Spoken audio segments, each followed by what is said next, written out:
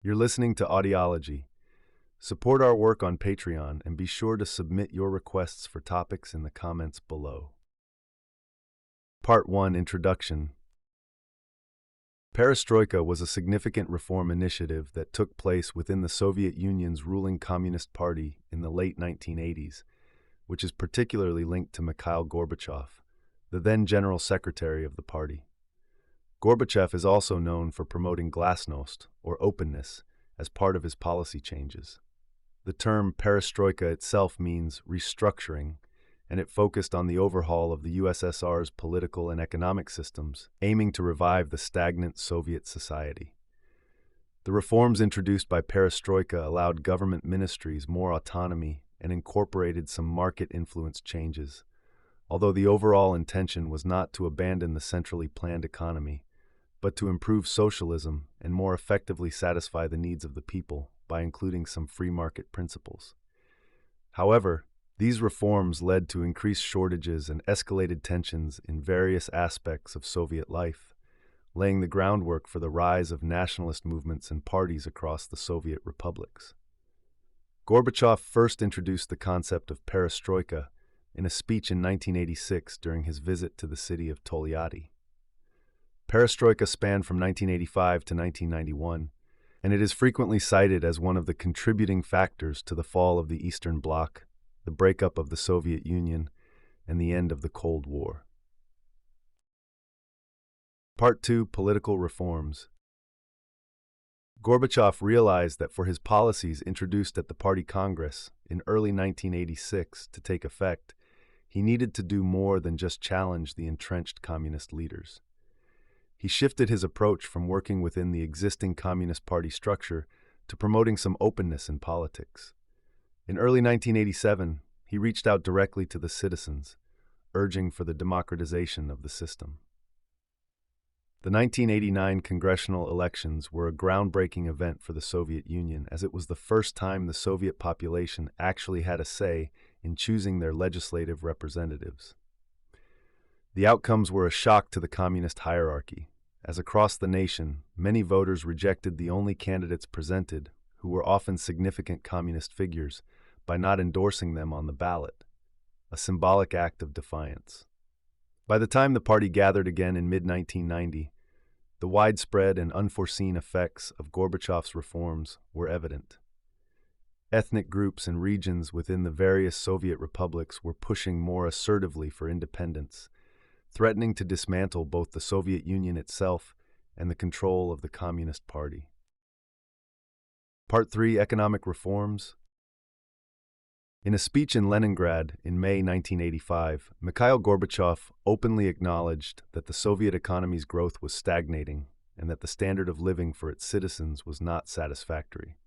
Later, at the 27th Communist Party Congress, he expanded on his ideas for reforming the economy and society, touching upon concepts such as restructuring, perestroika, speeding up uskorenie, the importance of the human element, openness, glasnost, and steps towards the commercialization of the economy, expansion of the Khozraschyot. During Gorbachev's early years at the helm, 1985 to 87, he addressed the need to adjust the central planning system, but didn't introduce substantial changes.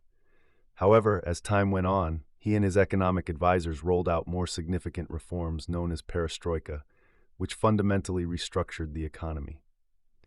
In June 1987, at a plenary session of the Soviet Union's Central Committee, Gorbachev laid out the political groundwork for his economic reforms that would shape the rest of the Soviet Union's existence.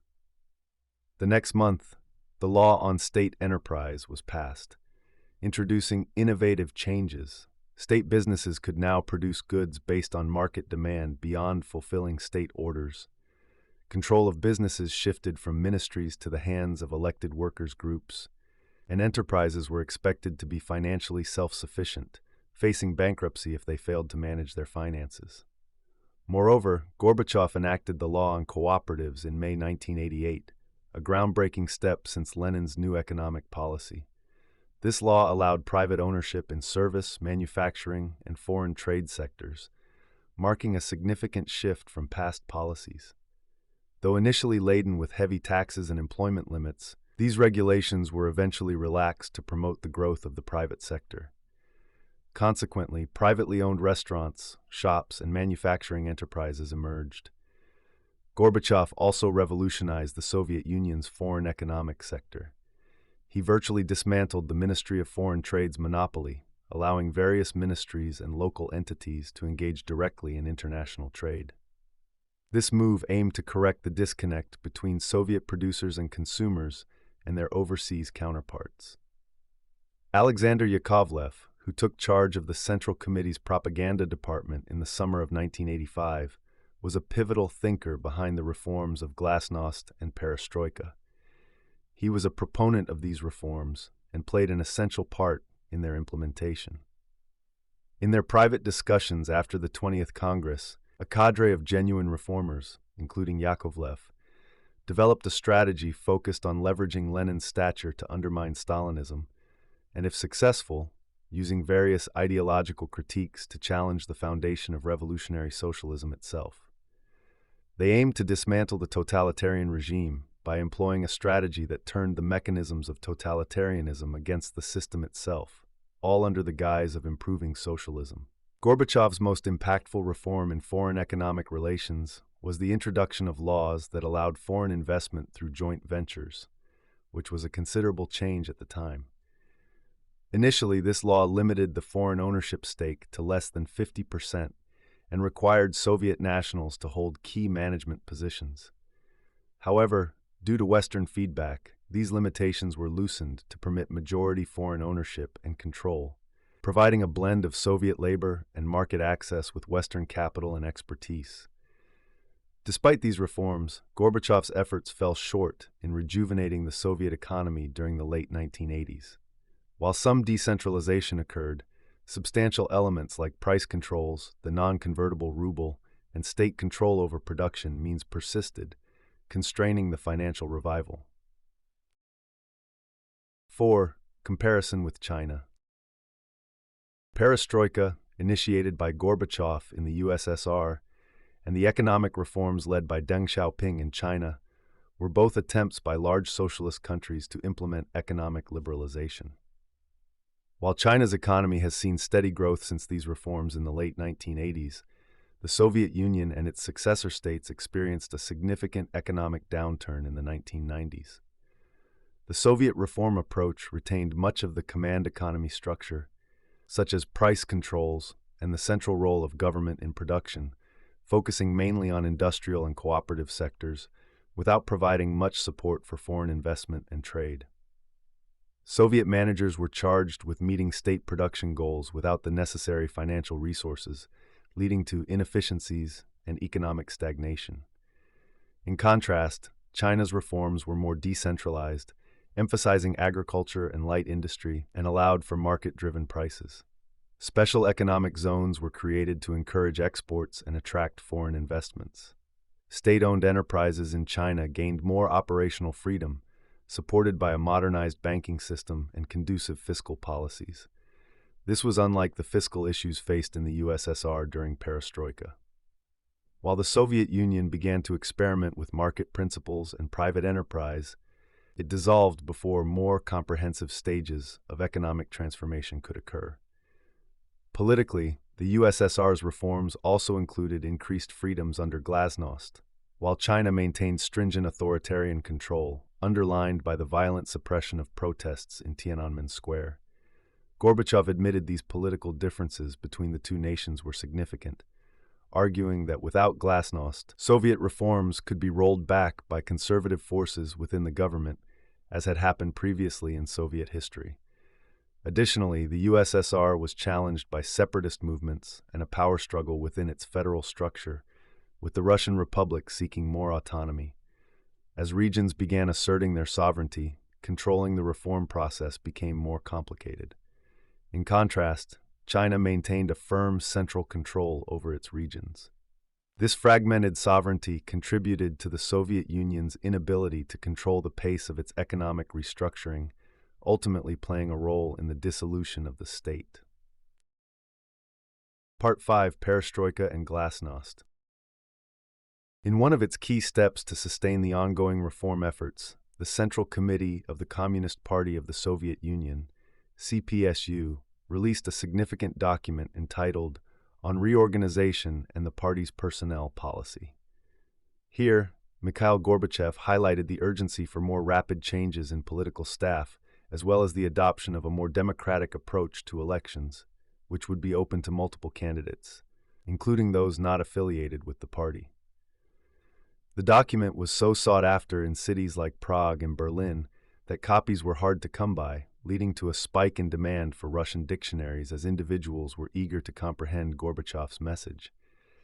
In a conversation with Mieczyslaw Rakowski, it was conveyed that the success of the restructuring process, known as Perestroika, relied heavily on the policy of openness, or glasnost. Part 6. The Role of the West in Perestroika. In the 80s and 90s, although U.S. President George H.W. Bush expressed verbal support for Mikhail Gorbachev, his administration never actively backed the Soviet leader's reforms. This was evident through the consistent policy of the Bush administration to reject any financial assistance to Gorbachev, showcasing a lack of genuine support from the United States. The minimalistic approach to aiding Perestroika taken by Bush was influenced by his conservative foreign policy beliefs, as well as an overall cautious fiscal perspective, all contributing to his hesitation to financially assist the Soviet Union. Additionally, there was widespread skepticism within the West about providing aid to Gorbachev. This included resistance from within the Bush administration, agreement among experts that the U.S. shouldn't hastily offer aid, and broad criticism from conservative policymakers, Congress, and the American population. The failure to support the Soviet Union represented a missed chance for the West to exert significant influence on the Soviet government, marking a departure from previous American foreign strategies that had worked to forge closer bond with other countries, such as Truman's post-World War II efforts in Western Europe. At the beginning of Perestroika, there was hope that the West would assist in the Soviets' transition to democracy by participating in the conversion of defense industries to civilian use, modernizing light and food industries, and including Russia equitably in the global economic system. However, this support did not materialize as expected. Czechoslovakian President Václav Havel, in an address to the U.S. Congress on February 21, 1990, encapsulated the sentiment by suggesting that the best way the U.S. could help Eastern European countries was to assist the Soviet Union on its challenging path toward democracy and market economy, as it would have positive repercussions not only for the region, but for the entire world. Even when the U.S. needed Gorbachev's cooperation to resolve the issues surrounding German reunification, President Bush praised Gorbachev for his role in facilitating the process and recognized his leadership in bringing about significant changes in Eastern Europe and the Soviet Union, despite the immense economic difficulties he faced at home. Bush acknowledged Gorbachev as the visionary behind Perestroika and commended his restrained approach as other nations in the region sought independence.